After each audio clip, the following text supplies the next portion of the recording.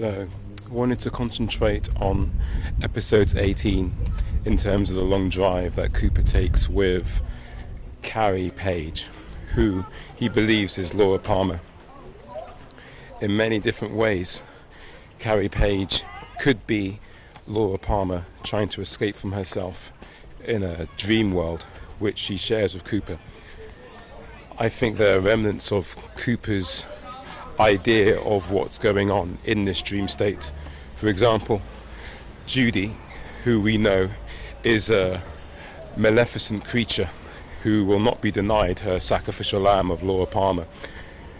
She has a diner named after her, a place where Laura Palmer works, and she's been taking, Laura Palmer that is, has been taking days off from working there.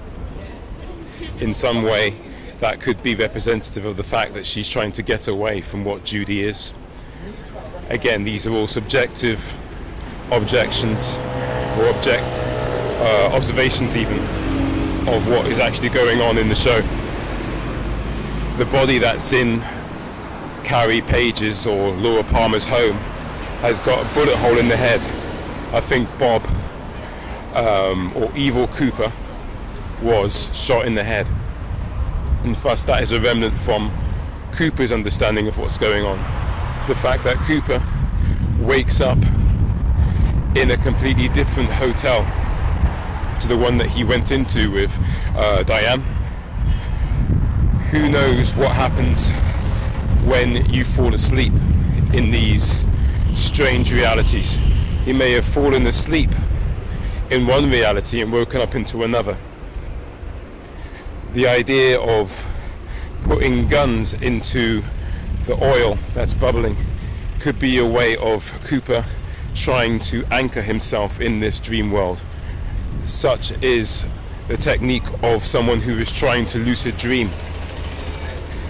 The miles that he must drive to get to the crossover point with Diane are 430.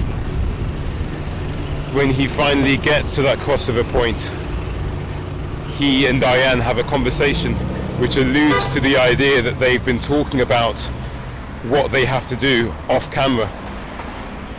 They seem to be both on the same page, that once they cross over, things will never be the same again. Cooper actually says this. Who's to say that their idea that they have forged together in the Black Lodge has been unsuccessful? The Las Vegas time that Cooper puts together, when he's in the hospital, he leaves a note for Gordon via Dougie's old boss. He puts these numbers together. I've forgotten the numbers, but I know they add up to 10. And Cooper refers to this number as a completion number, a time of completion. And in the jail cell beneath Sheriff Truman's department, you've got on Chad's jail cell is the number 10. All these elements could be Lynch and Frost's way of not necessarily trolling the audience, but giving us little things that we can put together in order to support our own ideas as to what is going on.